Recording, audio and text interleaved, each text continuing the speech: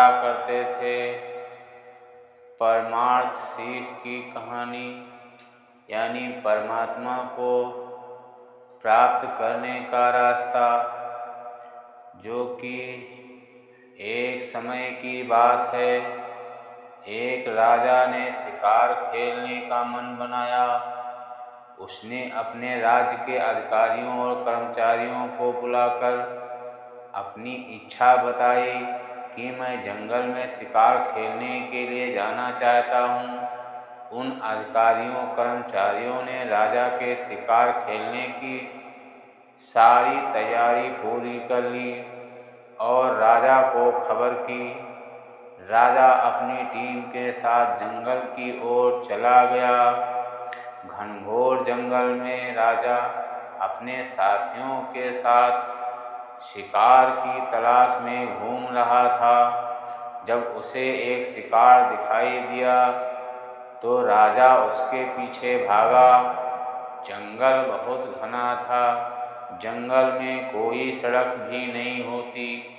इस शिकार का पीछा करने में राजा अपने साथियों से अलग हो गया और अकेला जंगल में भटक गया। घोड़ा दौड़ाते दौड़ाते उसने एक जलाशय देखा। बड़ी तेज प्यास लगी थी। तृणा से विह्वल राजा घोड़े से उतर पड़ा और उसे एक पेड़ की डाली में बांधकर पानी पीने के लिए जलाशय की ओर बढ़ा।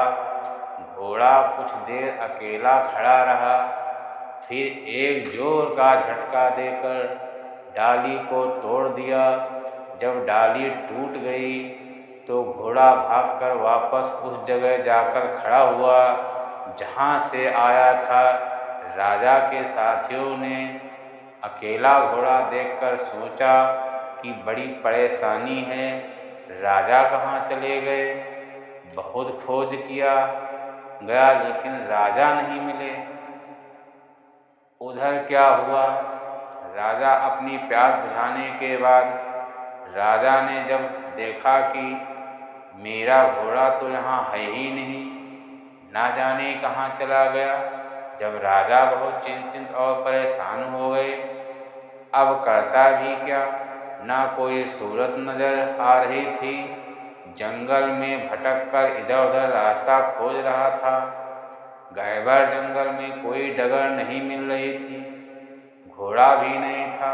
वह पैदल ही इधर उधर टहल कर भटक रहा था कि कहीं कोई जंगल से निकलने का मार्ग मिल जाए। राजा परेशान हाल जंगल से बाहर निकलने का मार्ग ढूंढ ही रहा था। तभी एक सच्चे महात्मा जी हाथ में कमंडल लेकर चले आ रहे थे। राजा ने महात्मा जी को देखकर जोर से चिल्लाकर आवाज लगाई कि हे महाराज जी, मुझे रास्ता बताइए, मैं जंगल में भटक गया हूँ। महात्मा ने कहा, हे राजन, मैं आपकी ही खोज में था। मुझे मालूम है कि तुम जंगल में रास्ता भूल गए हो। यह बहुत बड़ा जंगल है, इसमें तुम्हें रास्ता नहीं मिलेगा। अब मेरे सिवा और तुम्हें कोई रास्ता भी नहीं मिल सकता। तुम्हारा घोड़ा तुम्हारे पास नहीं है, तुम अकेले हो, और अगर तेरा घोड़ा तुझे मिल भी जाए तब भी तुम रास्ता नहीं पाओगे। तभी महाराज जी ने उनको उसी जंगल में महात्मा जी ने राजा को कुछ सत्संग के वचन सुनाए। उन्होंने कहा, राजा, जैसे तू अपने राजमहल से आया और इस जंगल में रास्ता भूल गया, इसी तरह तू अपना सच्चा घर छोड़कर, सच्चे मालिक का घर छोड़कर यहाँ आया और दुनिया के जंगल में भटक गया। अब तुझे अगर कोई तेरे सच्चे घर का रास्ता बताएगा तब तू अपने घर पहुँचेगा। तो मुझे बता कि तू क्या अपने सच्चे घर चलना चाहता है? राजा ने हामी भरी। हाँ महाराज जी, मैं अपने घर चलना चाहता हूँ। महात्मा जी ने हर तरह की बात पूछकर उसे खूब ठोंक बजाकर उन्होंने पूछा कि तू राजा था, तेरे पास बड़े बड़े फौज फाटे थे, लेकिन अब यहाँ कोई तेरा साथी नहीं है। उसने कहा कि नहीं। फिर पूछा कि तुमने राज किया तो तुमको सुख मिला है? राजा ने कहा कि नहीं। महात्मा जी ने कहा कि देख, यहाँ अब केवल मैं हूँ और तू है। मैं तुझे रास्ता बताता हूँ तेरे सच्चे घर का। महात्मा जी ने राजा को नामदान दिया और ध्यान भजन में बिठाया। उन्होंने उस पर दया की और अंतर में अनुभव कराया। राजा ने देखा अंतर में तो प्रकाश ही प्रकाश है।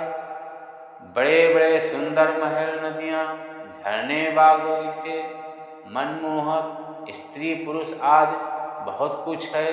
बड़ी विचित्र रचना है।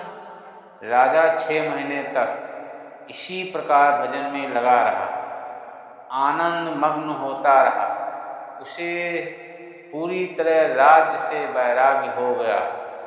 देखा कि जो आनंद भजन में है वह सुख राज्य में कहाँ। एक दिन महात्मा जी ने पूछा कि राजा, देख, तुम्हारा कूड़ा कचरा साफ हो गया, तू वहाँ अपने राज्य में जाकर वो राज्य करेगा।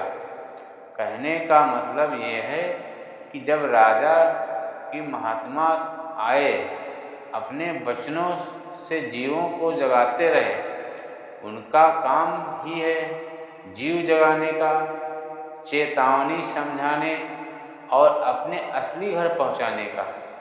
महात्मा जी ने राजा से कहा, हे राजा, तू वापस जाकर अपना राज संभाल। राजा ने कहा कि महाराज, मुझे वहाँ नहीं जाना।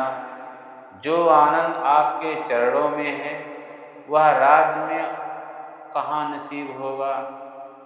अब मुझे यहीं रहने दीजिए, मुझे वो राज्य नहीं चाहिए। महात्मा जी ने राजा को समझाया कि तू उसे अपना मत समझना। अपना समझोगे तो फंस जाओगे, उसे मेरा समझकर करना तो फंसोगे नहीं। यह कहानी सुनते ही परम पूज्य स्वामी जी महाराज ने कहा कि महात्माओं के पास हर तरह की समझौती होती है।